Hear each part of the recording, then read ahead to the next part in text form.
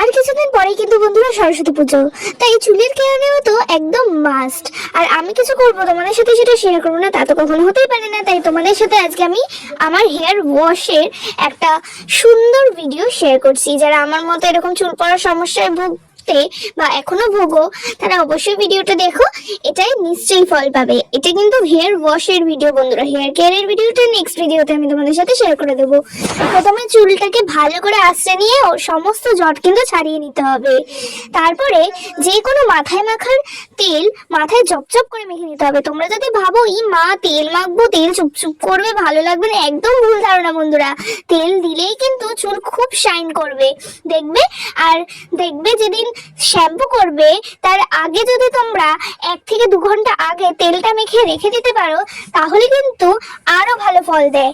আর চুল দেখো, চুল কি কারোর, আমার পড়ে না, আমারও কিন্তু পড়ে, কিন্তু বন্ধুরা সেটা নিয়ে টেনশন করার কি আছে।